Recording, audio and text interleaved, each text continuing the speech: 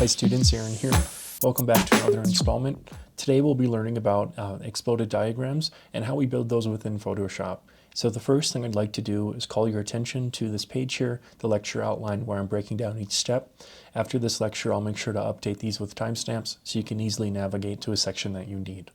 But this assignment is divided into 4 parts with 4 submissions. They're called preparation 1, 2, 3, and 4. And by the 4th, your project will be done. So your 4th is essentially your final submission for this project. So a few things I want to communicate and tools that you'll need during this lesson is that you'll need access to a desktop version of Google Earth. So let me show you that. I'm using it on Mac, however you can use the PC version, but you'll want to make sure that you're using Google Earth Pro and utilizing a desktop version, not an online version. It's very different, and I'll explain why in a bit. But let's walk through the steps and let's get you educated on this project.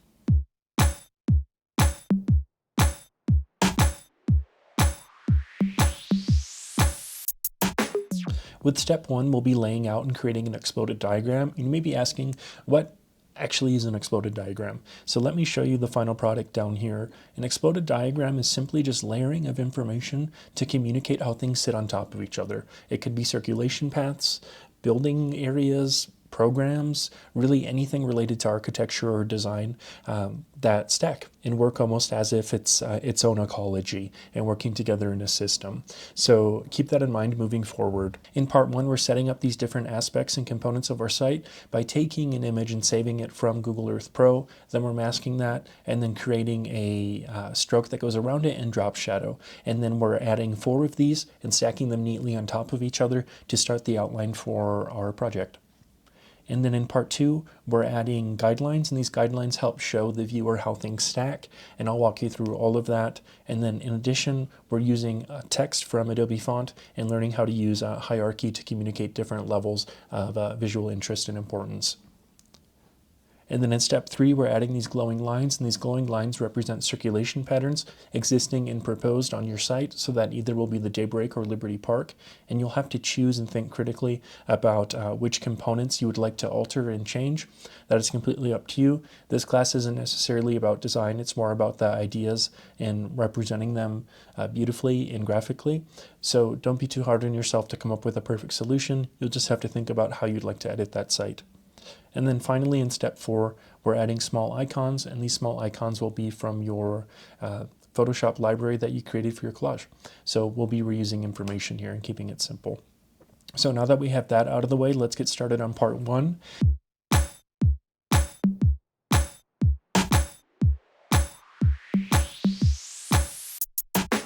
And in part 1, what I'd like you to do is I'd like you to open up your Google Earth Pro. So with Google Earth Pro, let's go ahead and let's zoom to a certain site. So I'm going to use a site in Davis County. Okay, now that I'm zoomed into my area, this is the block that I'd like to feature within my diagram. The first thing that I'll do is I am going to actually take my search bar and I'm going to type in the word equal, and that'll get rid of all of the little pins. We do not want those pins, okay? So make sure that we get those pins erased. And the second step is, for me on my machine, I just double click and that brings me closer. For you, you might have a scrolling pad on your mouse. Use that, both work just as well. And then what I'd like you to do is using Shift on your keyboard while clicking and dragging is find a good angle for this site and zoom in, okay? And then what we'll want to do is we'll want to mess with the data layers. So the first thing we'll do is we can likely hide this layer up here that says data layers, and we don't necessarily need the borders and labels or places or photos. We can hide the roads as well. And then 3D buildings we want that volume, and then terrain we'll want to select as well. Okay, so to conclude, make sure we have 3D buildings and terrain on as well. And then what I'll do next is I just want to make sure I'm zoomed in nice and neat. And then I will go up here to this little pin that's on a sheet of paper, and it's called Save Image. And once I click Save Image, I want to change the resolution. We don't necessarily need 8K or 4K. That's a little overkill, but 1080 HD would be perfect. So go ahead and select 1080 HD, and then this right here is an appropriate scope for that, and then I'll hit Save Image. I do have a template for you that I'd like you to use for this project. It's called ARC 2030 Exploded Site Diagram Template. You can download that on the first module page. And then I have different folders. We'll be using these. If I hit this little arrow here, it'll show me all the contents inside. However, they're empty. But we'll be using these as a way to keep our file nice and neat and organized. So make sure to use the layers and name those layers, and also utilize folders to keep things in place. So here's a finished example of what part 1 would look like. So we are actually going to reverse engineer this, and I will do the top one with you and walk you through each step. So if your layer's locked, just simply unlock it. And I'm going to go in here and delete all the effects I added in masking, and I'll show you how to do this from the ground up. Okay, now that I have all of that out of the way, here's my image. So you can simply drag and drop your image in from your desktop. And if your image does not populate into your file and it for some reason goes into another file, just copy and paste that into your new file using Control or Command CV. All right. So now that we have that here, the first thing I want to do is I want to neatly mask this. So you remember back to our masking lesson earlier on our collage project, there's different approaches. So the approach I'd like you to take here is quite simple. I'd actually like you to use the polygonal lasso tool. So what we'll do is we'll click on that and we will zoom in, and we want to make sure that we are selecting this component right here, up here called New Selection. And what I want to do is, to the best of my ability, I want to create a very neat and clean mask of my site. So look for things, look for straight lines, curbs, streets. Look for a way to make this as neat and clean as possible. This is incredibly important to make sure that the craftsmanship of our project looks neat and clean. So the first thing I'll do is I actually will start right here, and I'm going to follow this curb line here. It's not going to be perfect, but we can do our best to make this neat and clean. And I am just going to outline my trees out here and do my best. So at this point, I'm going to fast forward, and I will see you in just a few seconds.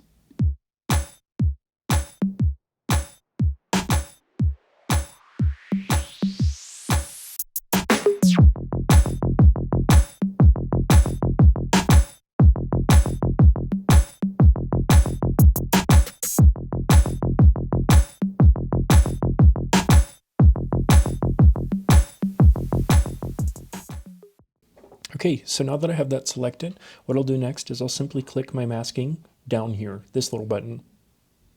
You can see here I mask that quite neatly, and what I'd like to do next is clean up anything that I don't need. So I want to go up to the subtract portion up here, and I want to get rid of this little overhang. Okay, that looks pretty good. And I just hit Control D or Command D on my keyboard to deselect. And then here, my edges look pretty rough, so what I'd like to do is double click here, and I'd like to smooth them out a bit.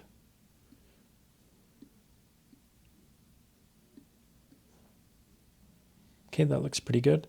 So I'll hit smooth. And then what I want to do next is I want to change them into black and white. And so we'll use this feature down here called adjustments. And so you'll click once, and you'll go down to black and white.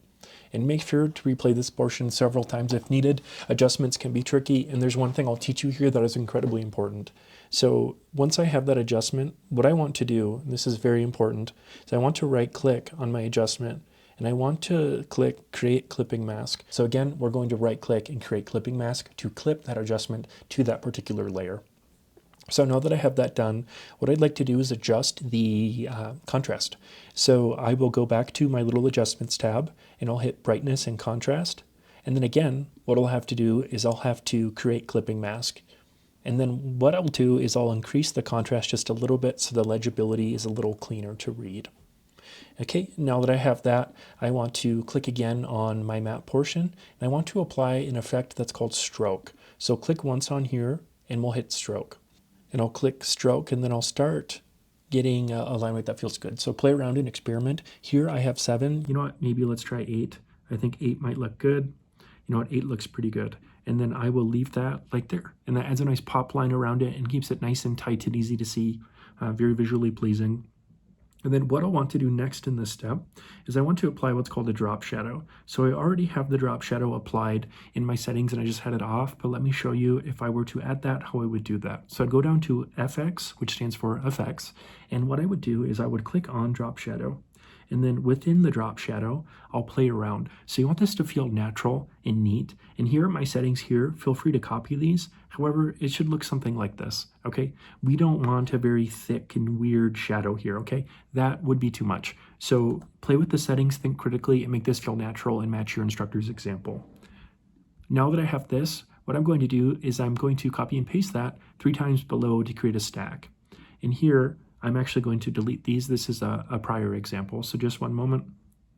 So now that I have that, what I'm going to do is I'm going to copy and paste the elements that I already have. So Control C or Command C on your keyboard, go ahead and close this. And then what you'll do is you'll open this folder and you'll hit Shift, Control V or Command V, and you'll just click and drag down. Again, that's click and drag down, okay? And if this element is not in your new folder, just simply select all of those items, just like this, and we'll click and drag them into our new folder like so. And again, please feel free to rewind this at any time. It can be really tricky, so rewind as needed, slow down, and you may have to watch this several times because this is a difficult process. So now that I have those two folders complete, I can even open them up and look inside.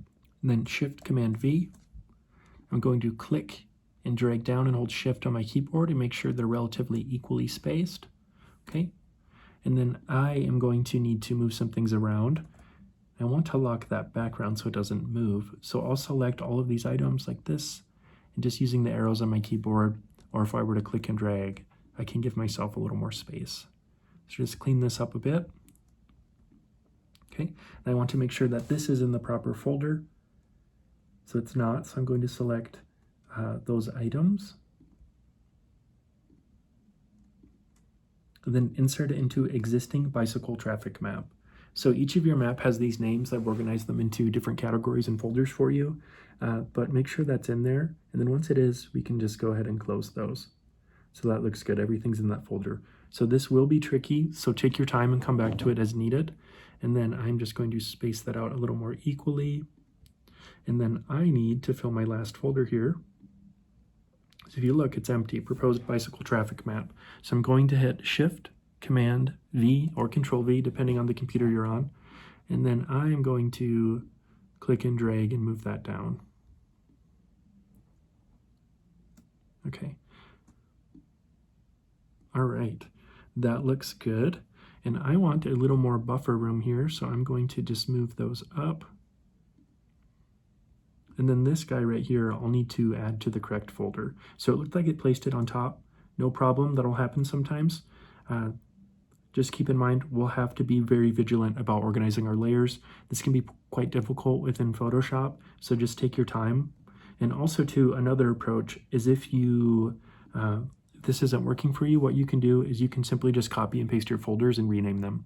That is totally fine and valid. I'm just trying to get you to think critically about these folders and utilize them and drag them around and create new layers and just keeping things neat and clean, okay? This will be a bit of a headache, but embrace it. This is part of Photoshop. We need to be clean and organized, so let's learn it now so we don't have to struggle later using folders and learning how to adjust things and move them around.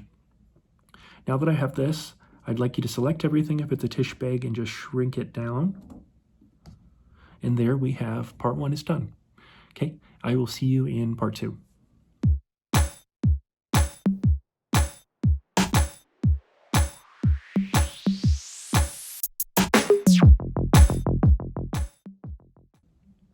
Okay, with step 2, what we'll be doing is we'll be adding text using Adobe font. So I'd like you to find a font that feels clean, simple, and modern. Please make sure that it meets that criteria. It should be something that feels like it is of the 21st century. We want to communicate a sense of modernity here. So now that I have these, what I'm going to do next is I'm going to make sure that I have hierarchy amongst my text. To use text, you'll use the tool here, and I'd like you to play around with size. Size is right here as well, color. If you click these 3 dots below, you can also play around with more settings, your paragraph justification, and then also, we won't be using bullets, but that lives here as well. So utilize those tools to create something that looks similar to this. I have filler text, however, you'll be creating real text. So write something meaningful that communicates your design idea. And then if you look here, I have all of these lines in the background, and I ended up putting them all in a folder called dash lines. If you look here, I have all of them and there's a lot. And I will show you how to make a dash line. It's actually quite simple. So the first thing we'll do is we'll click on our pen tool here, and then holding Shift on my keyboard, that'll make things go vertical and left and right perfectly. So once I have a few lines drawn, this is just an example, you'll have to do this on your own, but I will click my line here and select by dragging a little box over it or just clicking it. Then I want to click a preset for this pen. So I click back on the pen tool, and I will go, if you have a preset, go ahead and click one if you're not seeing this window. You likely won't see the window until you click a preset. It's a weird Photoshop thing. So go ahead and click a preset. Peanut Dash is a preset. However, it's very ugly. So what I'd like you to do is match as close as you can the line work I have in this example. So stroke, we don't want to use any of these ugly patterns here. And we want to tone that down to maybe, I don't know, one. One could be a good line weight. So let's see how that looks. And then I want to click more options, and I want a dashed line. So you'll have to mess with the settings here to get a dashed line that works for you. You'll have to change the dash and gap frequency. Get as close as you can to mine. It's totally fine. You don't need to copy it completely, but just get as close as you can. I'd like you to experiment and learn how this tool works. But I hit OK there. And then when it comes to stroke, I want to select a new color. So I can come here and maybe we go down to grayscale. I can select a nice kind of neutral gray. And if I click off of that, I can start to see that that line made those changes. If I zoom in really closely, that's a little too faint for my liking. So let's go back and revise that. So again, click on the line and then go back to the pen tool. And then let's change that stroke to 2.43, looks pretty good. Okay, and let's start making adjustments. That is a little too light or dark for me, so I'm going to adjust that to something like that.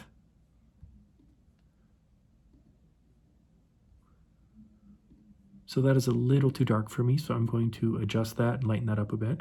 And then if I go down here, I can go into caps and I can turn that to round if I want. I can change my corners, but click more options and you can see here my gap is a little close. So let's change that to 4-4 gap, and you'll have to play around with this, okay? And so once I have that, what I'm going to do is I'm going to click that and I'm going to bring it to wherever I need it and then start to resize that and move it around, okay? And it's important that these layers go behind your work because we shouldn't be seeing these dashes on top of your site plan, okay? And if you look here, I have a common mistake that I just made. I have multiple lines within this shape. So what I'll do is I'll actually redo that and I will go back to my line tool and I will just draw one line, okay? And I'm going to click the arrow and then click off of that. So there is my one line. So draw one line at a time and you'll copy and paste those, okay? So I can just move that around as needed and then manipulate, okay? And that's how I'll create all the background lines, okay? Same process. All right, let's move on to part 3.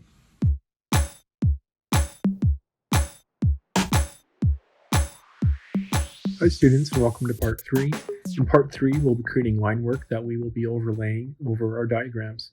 So one thing I want to point out is look at how neat and clean all those lines are.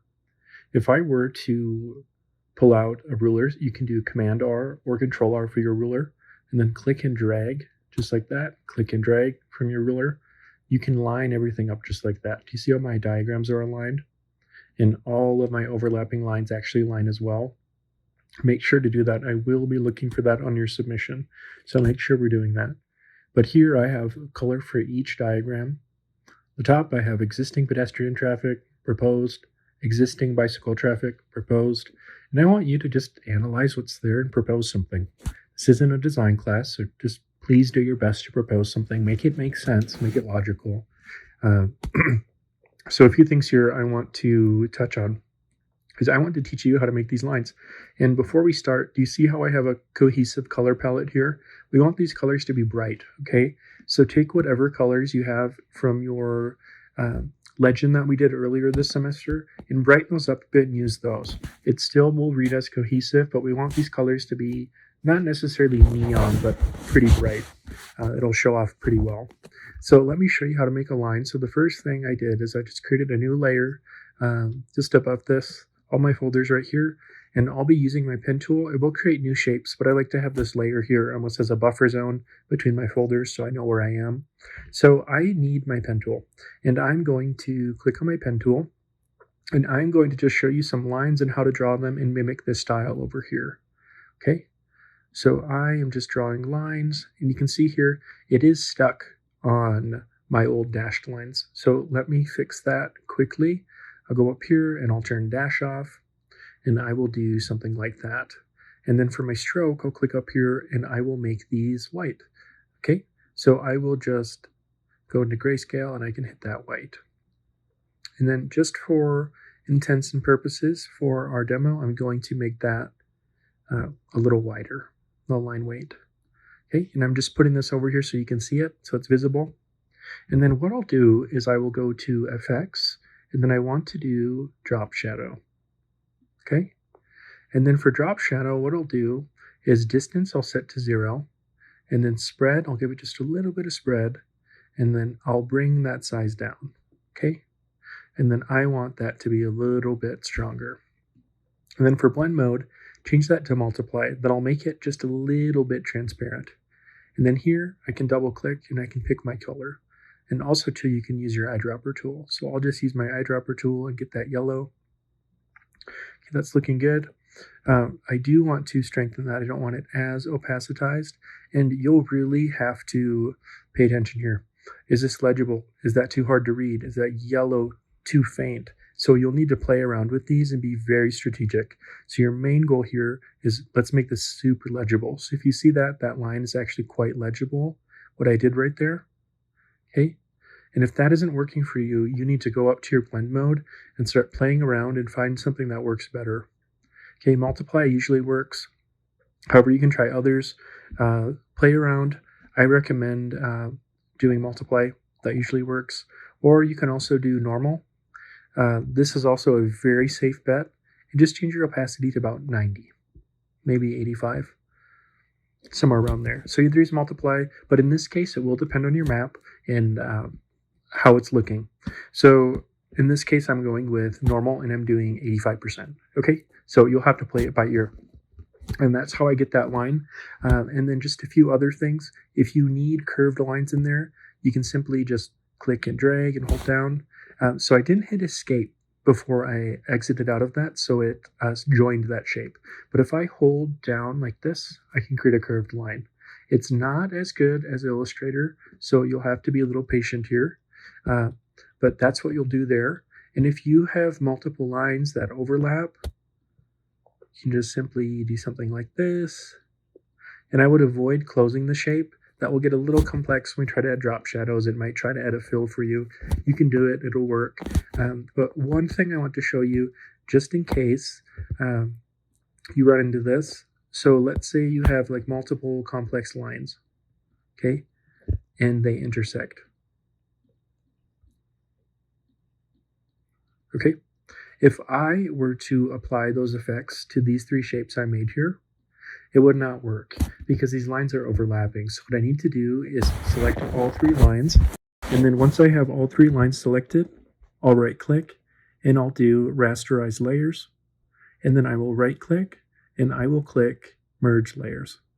Okay. And again, I right clicked, rasterize layers, right click, merge layers. Now here, when I go to add my drop shadow, watch. Beautiful. You see how cohesive that is? So that's something you want to try, all right, if needed. And that's situational, and it will depend on what project you have and where you're adding site circulation. So that's part 3. It's pretty simple. Kept it pretty simple because this is a new concept for most, and the pen tool can be a little tricky. Okay, I'll see you in part 4.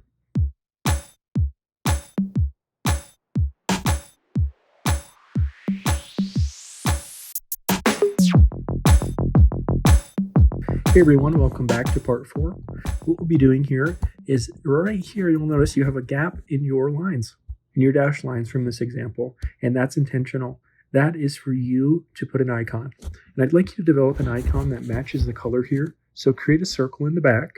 And again, you'll have to exercise layers here, layer management. And I'm going to keep this a little purposely vague because I want to challenge you. These are skills we've been working on over the past 2 to 3 weeks, so you should be comfortable and familiar with this.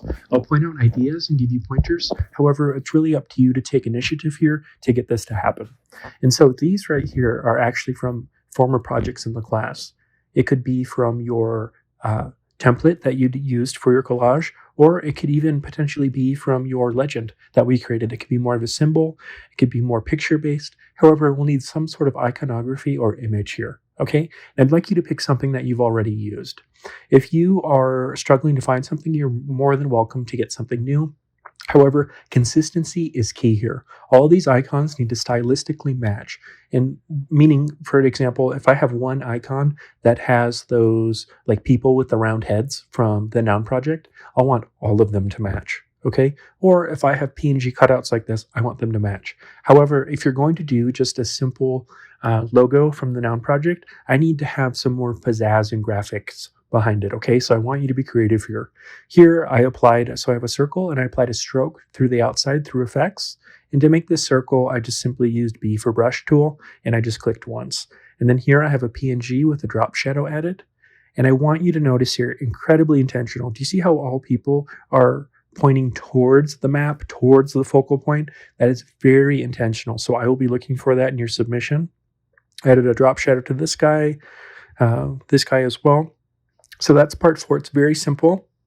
Please keep it sleek, elegant, and modern. You can be creative here, but I'm looking for cohesion and consistency, and please make this, I'm not asking for minimalism, but I am asking for a sleek, modern approach to this. If you have any questions, go ahead and reach out, and I hope you enjoy this module. Thanks.